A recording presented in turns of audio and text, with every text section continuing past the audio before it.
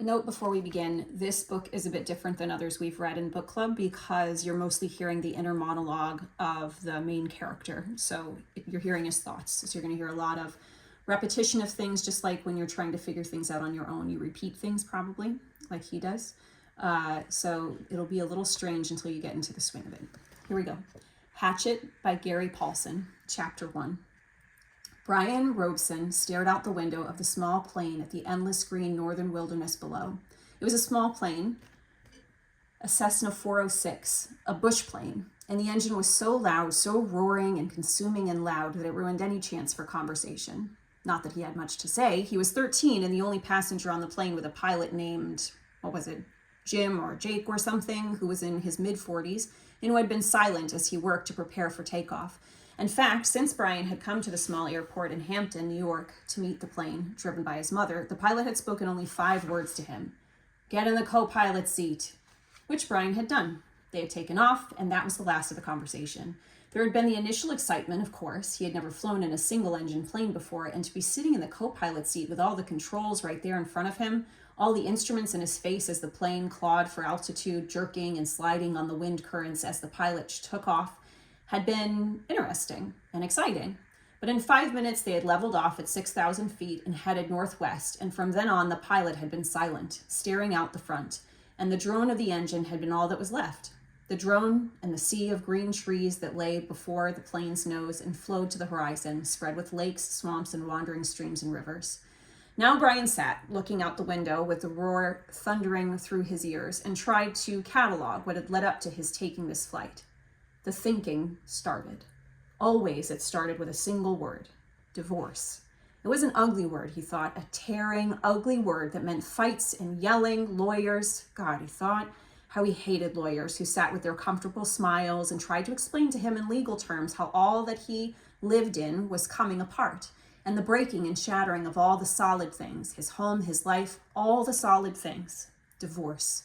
A breaking word, an ugly breaking word. Divorce. Secrets. No, not secrets so much as just the secret. What he knew and had not told anybody. What he knew about his mother that had caused the divorce. What he knew. The secret. Divorce. The secret. Brian felt his eyes beginning to burn and knew there would be tears. He had cried for a time, but that was gone now. He didn't cry now. Instead, his eyes burned and tears came, the seeping tears that burned. But he didn't cry. He wiped his eyes with a finger and looked at the pilot out of the corner of his eye to make sure he hadn't noticed the burning and the tears. The pilot sat large, his hands lightly on the wheel, feet on the rudder pedals. He seemed more a machine than a man, an extension of the plane. On the dashboard in front of him, Brian saw dials, switches, meters, knobs, levers, cranks, lights, handles that were wiggling and flickering, all indicating nothing that he understood. And the pilot seemed the same way, part of the plane, not human. When he saw Brian look at him, the pilot seemed to open up a bit and he smiled.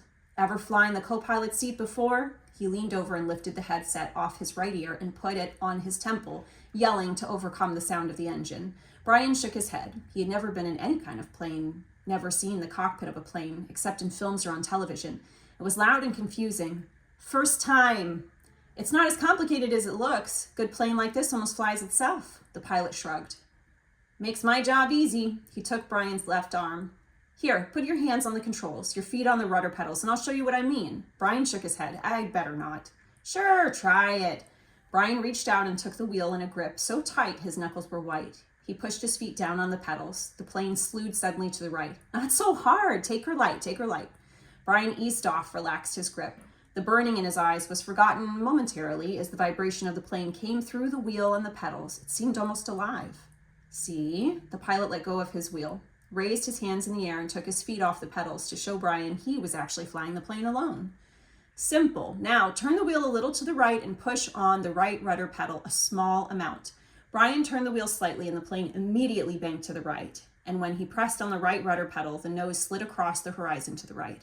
He left off on the pressure and straightened the wheel, and the plane righted itself. Now you can turn. Bring her back to the left a little. Brian turned the wheel left, pushed on the left pedal, and the plane came back around. It's easy, he smiled, at least this part. The pilot nodded. All of flying is easy, just takes learning, like everything else. He took the controls back, then reached up and rubbed his left shoulder. Aches and pains. Must be getting old. Brian let go of the controls and moved his feet away from the pedals as the pilot put his hands on the wheel. Thank you.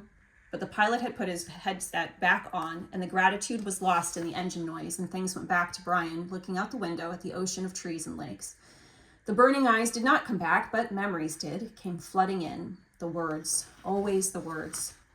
Divorce, the secret, fights, split, the big split. Brian's father did not understand as Brian did, knew only that Brian's mother wanted to break the marriage apart. The split had come and then the divorce, all so fast, and the court had left him with his mother except for the summers in what the judge called visitation rights.